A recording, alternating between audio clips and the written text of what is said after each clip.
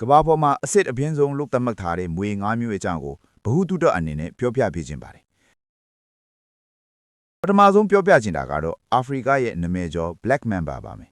သူကအယမ်းမြန်တယ်လို့ပါဇက်ထဲမှာမဲနှက်နေတဲ့အသွင်အပြင်ကြောင့်ကြောက်စရာကောင်းပေမဲ့တကယ်တော့သူဟာသူ့ဘာသာသူအေးအေးဆေးဆေးနေတတ်တဲ့တတ္တဝါမျိုးပါဒါပေမဲ့သူအန်ဒီရှိပြီလို့ခံစားရရင်တော့တစ်ချက်ကိုက်ယုံနဲ့တင်လူပေါင်း20ကျော်ကိုအသက်အန်ဒီရဲ့ပေးနိုင်စွမ်းရှိပါတယ်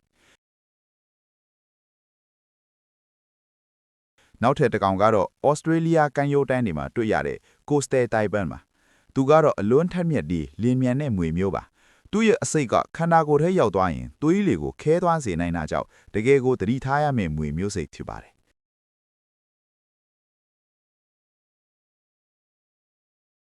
ကျွန်တော်တို့အာရှဘက်မှာတော့ Blue Cry လို့ခေါ်တဲ့ကြက်မွေပြောက်လေးတွေရှိပါတယ်သူတို့ကညဘက်မှာပဲလှုပ်ရှားလေးရှိပြီးအေးအေးဆေးဆေးနေတတ်ပေမဲ့သူတို့ရဲ့အစိတ်ကတော့တာမန်မွေဟောက်တွေထက်အဆပေါင်းများစွာပိုပြင်းထန်ပါတယ်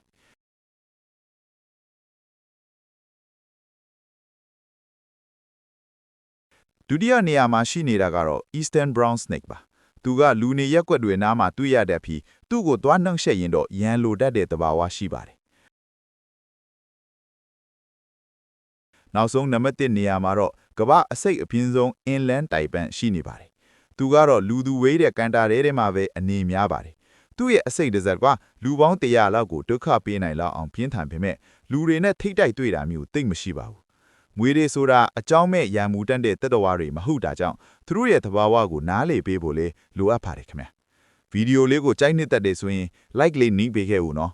နောက်ထပ်သိချင်တဲ့အကြောင်းအရာလေးတွေရှိရင် comment မှာရေးပေးခဲ့နော်အသင့်အစ်တွေတင်တိုင်းသိရအောင် follow ထားဖို့လည်းမမေ့နဲ့ဦးနော်ကြည့်ရှုသူတရားချင်းစီတိုင်းကိုဇက်မှကျေးဇူးအထူးတင်ပါတယ်ခင်ဗျာ